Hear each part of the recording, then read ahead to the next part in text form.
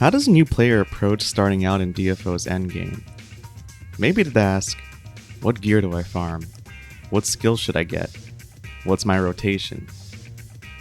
Even if it's not super obvious how to find these, there seems to be enough good guides and helpful community members ready to answer these and even more. So why are the minimum gear cut lines for even older raids so high? As cliche and unpopular an opinion it is, the real answer is the low average skill of the server. Now don't get me wrong, it's a good idea that new players even look these up in the first place. But there's something about our culture of sandbag rotations and easy burstable content that's leading most people into undervaluing the practical application of these concepts, and thus the tendency to blame class or gear elitism. But what do you think our community would be like if instead it was the norm to be obsessive over actual gameplay than fake numbers? Would the overall experience be better? Would perceived minimum damage cut lines be lowered? DFO pessimists may have further excuses to say otherwise, but the fact remains, no one has even tried to fix this yet. Hopefully, the one topic in this video will try to get closer and closer to proving just that. So hold your doomerang for now. Decide by the end if I've earned your sub and like.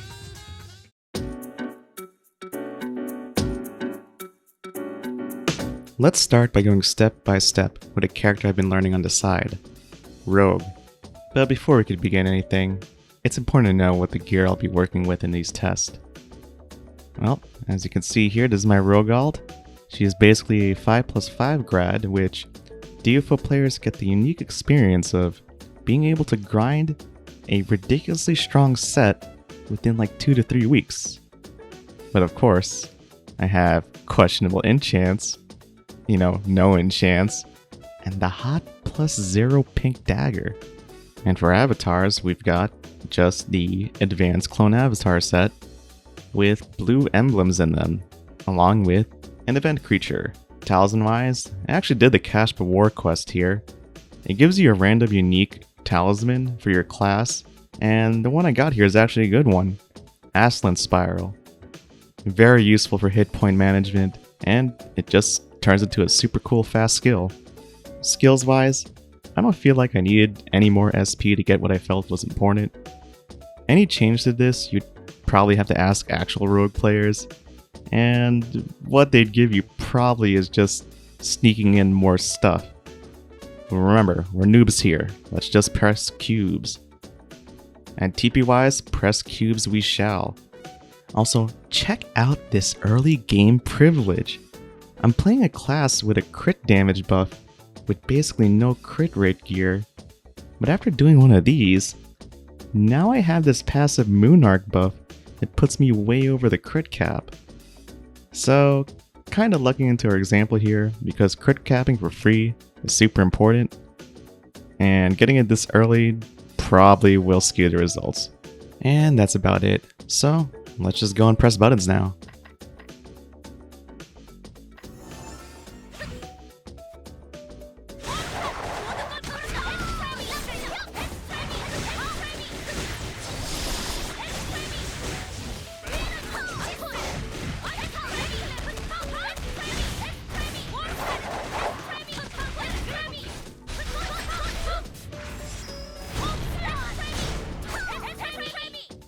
Dang, that felt pretty good. Anything more optimal than this probably has a high difficulty for low rewards, so let's just go with this. It's pretty simple to remember too. It's just make sure to get 2 lightning arrows and maybe 2 hurricanes. And conditional wise, you just need to know that some skills go up, and some skills must be used in the air for their fastest versions, like Aslan Spiral. Okay. Posted this in Discord chat to much fanfare.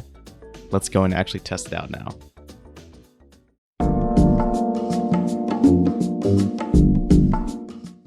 Now that we have our 20-second rotation, it's time to do the content to match.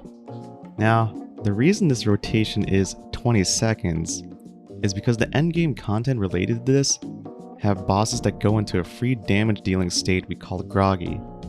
And for Prey Raid and Cash for War, 20 seconds is the groggy deal time for most other bosses. So nice, we are ready for just that. But before jumping straight into pub raids, let me actually show you how to go practice. On any raid day for the content you want to practice, go to the relevant raid channel, buy the guide mode version of the pass, and create a guide mode raid. For this video, I'll be practicing solely on the first boss of Prey Raid's guide mode. Guide mode is a great way to grind muscle memory and boss pattern knowledge. But a lot of people ignore the possibility of doing such because it's much easier and has some different gimmicks than the actual raids. However, I think that's foolish. Guide modes usually keep the defense values and boss patterns of the actual raid bosses, so it's really helpful to run them often. Guide mode also has the feature of giving your raid map back for free as long as you fail the raid without leaving it early. This means you can just force fail after testing out several dungeon strats without having to worry about spending FP or that much gold. So, we started the raid, we're gonna buff up here, kill some trash, and start. So just for consistency's sake, I'm going to wait for my cooldowns here, and then we're gonna go to the next room. Okay. Alright, start with the spin, lightning arrow, and then just pressing the buttons I think will work here. We go up, we go down, we do the Sonic Assault Ender. Ouch, I got hit a little bit from that. Come back down, distribution, and oh, that's not good. Okay, I guess we can't YOLO this, huh? Alright, let's just try again and not challenge everything. Alright, same deal. I'm gonna use some skills here, but let's just go on. Whatever, it'll be fine. Lightning arrows. Wait, where's my lightning arrow? Okay, I'm just gonna continue pressing buttons, go up, go down. This time, we're gonna go and dodge a little bit. Distribution. That didn't hurt that much. I guess that's understandable. Oh, and we flip out. Did not get killed this time, but still took a hit coming back in. And taking a little bit more hits there, but we dodged the ground pound. Sonic Assault and then go up and down. Pre-groggy. Alright, half HP, whatever. This is the first try. I mean, first try. Spin. Lightning arrow. Exotic rampant. Pressing buttons. Oh, wait a second. I forget what skills I'm supposed to be pressing now. Why did I come down with X attacks only? And that skill's only level 1. And, okay, 2 awake. I'm gonna press 2 awake. Aslan Spiral. My friends, I missed Aslan Spiral, Hit End, and the whole of distribution. What just happened here? And now with that dramatization over, can you see the problem here? I thought the whole point of Sandbag videos is to see your real damage in groggy. But everything I practiced earlier didn't quite align with this test run. And it's obvious to see why. Because of seemingly random boss AI patterns that I have to dodge now, and the varied cooldowns on skills, unless I literally do nothing until a groggy pattern happens, the skills I have access to by the deal time are all over the place. And the answer is definitely not to ignore the sustained damage phase, because look how much of all this still added up to. That's like 25% of his HP already. Further, ignoring the full groggy combo is even worse. Because for Fiend War, Prey Raid, and Cash Per War, the groggy damage amp bonus is around 2 times the normal state of the boss. We aren't even talking about the Seder Apocalypse damage buff on top that's usually saved for these patterns too. So missing 2 big skills like this at the end was actually really bad. So I hope you see the problem now. We put huge importance on Sandbag numbers as basically being DPS meters, and just going from learning one of those rotations into guide mode, like how a newbie would, we already hit a big wall. So let's go back to training mode and find an easy way to deal with this.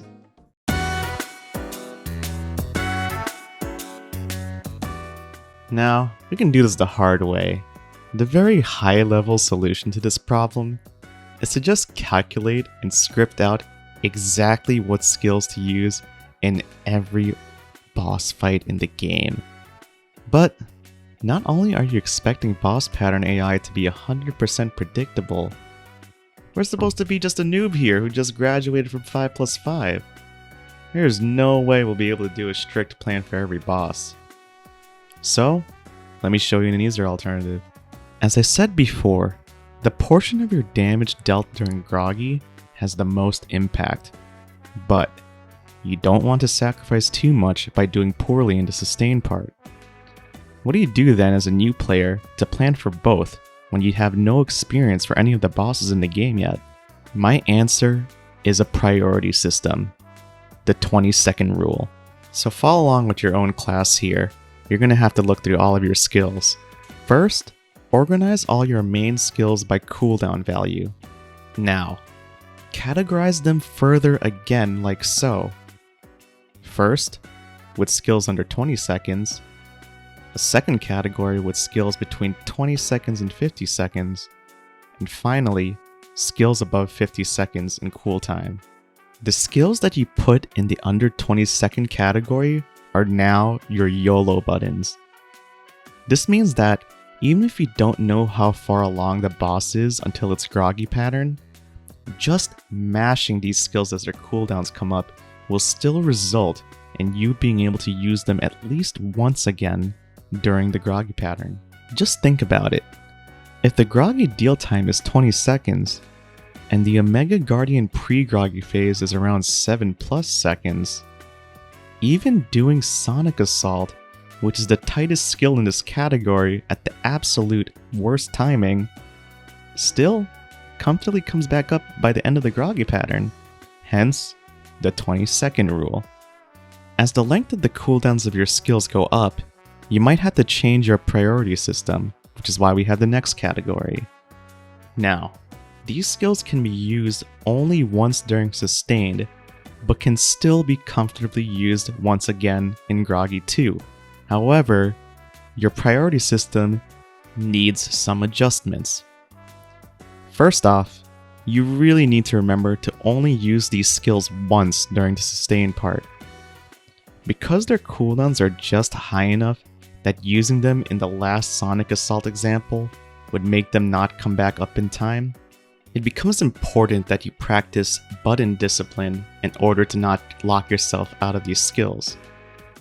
Also, as the skill cooldown approaches even later of this category's spectrum, you would have to prioritize using them even earlier in the sustain damage part in order for you to achieve the same result.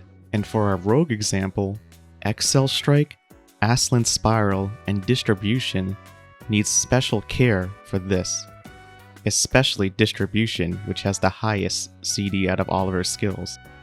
In our last category though, we get to skills where you only get one chance in a rotation to use it. Usually, these skills are your awakening skills, but with the advent of third awakening classes, there are a lot of characters now with level 95 skill actives that have huge 60-second plus timers on them with burst damage to match. So keep that in mind for your main class. It's better to think of our chart like this now. Our YOLO skills you should use first, skills you can delay use for a bit but only remember to use them once, and then skills you should only use during the Groggy phase. Thinking about cooldowns in this way solves a lot of issues with variable sustain timings for boss patterns. But despite most of your skills coming back up during the correct Groggy timing, there is a little bit of an issue where you need to be able to mix and match your skills in different orders during your 20-second rotation. Obviously, very different from when we were practicing earlier. Alright, so I know that Hurricane and Lightning Arrow pretty much come back all the time. So if I'm stuck in a position where variable cooldowns and usages would make me idle too much, they're pretty much my go-tos. And I guess that goes pretty much the same with skills like Sonic Assault, Chainsaw Rush, exotic rampant. Those are about at that same level too. Now what about these higher CD skills like Aslant, Distribution, and Excel Strike? Because these will dictate what I react with because of their high cooldowns. And there's also another thing, there's a bit of a conditional here, and by conditional I mean you're forced to do skills in certain succession to do their best output, or maybe even their best speed. And here, when I Sonic Assault, I have to come down Aslant, because that has a pretty slow ground version. Also, Rogue has moves that work in the air too, so I could use Excel Strike off of that instead, some Lightning Arrow action, or any of the Awakenings actually. So pretty sure you gotta save these for these situations. One of these are likely going to be up if you're forced in that air only situation, so it should be fine. So tying it all together, I'm probably just gonna do this, do some Hurricane action, some Lightning Arrow action, and as other skills come back up, I'll do them. And as I get things like Sonic Assault, which force you up, I'll go and check which air moves are left. You don't have to think too hard about it, just press the one that's still there, because in general, you only really need to remember 2 Lightning Arrow, maybe 2 Hurricane. So all of these are just do it. Now of course, the hardest part is, how do you fit this in the actual fight? And with a priority system, it's going to be dependent on experience and grinding it out. So just to make sure, when you're training in guide mode, come back and forth just like this to reassess which skills should go where. But I'm Blob, so I cheated, and I already know this, so it's time to go back and kick a Mega Guardian's butt.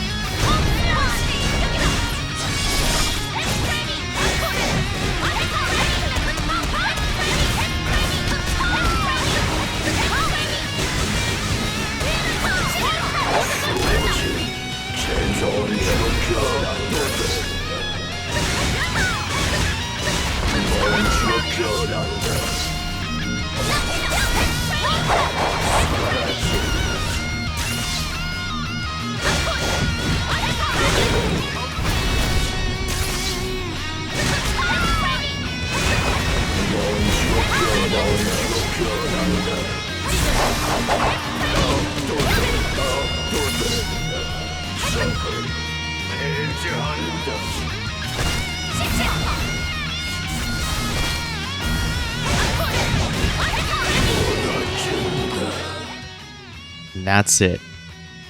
Master this priority system first, and you'll find the learning process of every boss in this game becomes much easier. But this is just the beginning.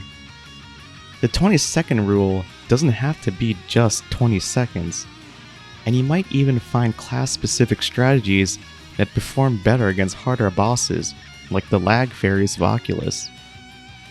Unlike trapping yourself with sandbag damage, or participating in the class-suffering Olympics, starting your DFO career like this is the path to transcendence. And this is the type of analysis I've been doing for myself for 6 years. I am a robot gorilla. This obsessive process of analyzing play to come up with effective unga-bunga set play solutions is why I love this game.